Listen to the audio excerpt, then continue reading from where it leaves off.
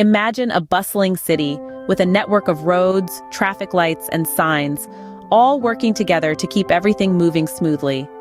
Now imagine a traffic controller sitting in a control tower, overseeing the whole operation, making sure that cars get to their destinations without crashing into each other. That's essentially what Kubernetes is in the world of computing. Kubernetes, often abbreviated as K8s, is an open-source platform that automates the deployment, scaling, and management of applications. It's like the traffic controller of your computing system, making sure that everything runs smoothly. Now let's break down this city, or rather Kubernetes, into its essential components.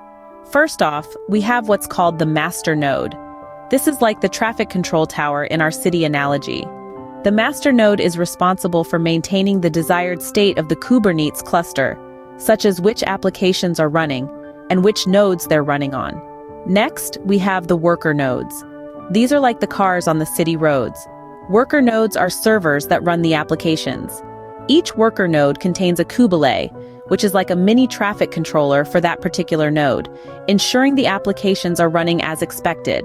The pods are like the passengers in the cars. They are the smallest and simplest unit in the Kubernetes model.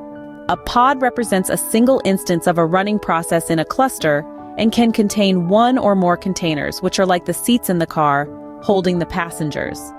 The service in Kubernetes is like a map or GPS in our city analogy. It's an abstraction which defines a logical set of pods and a policy by which to access them.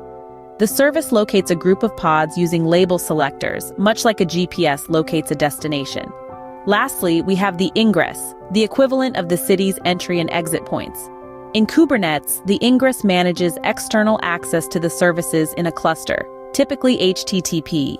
It provides load balancing, SSL termination, and name-based virtual hosting. To summarize, Kubernetes is like a traffic control system for your computing applications. The master node oversees the entire system, maintaining the desired state of the cluster. Worker nodes are the servers running the applications, each managed by its own Kubelet. Pods are the smallest units holding the containers that run the processes. Services help locate and manage pods, and the ingress controls external access to the services. By understanding the components and their functions, one can get a clear picture of how Kubernetes works.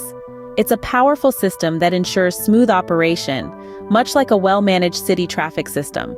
So the next time you're stuck in traffic, think about Kubernetes and how it's managing the flow of applications in the digital world.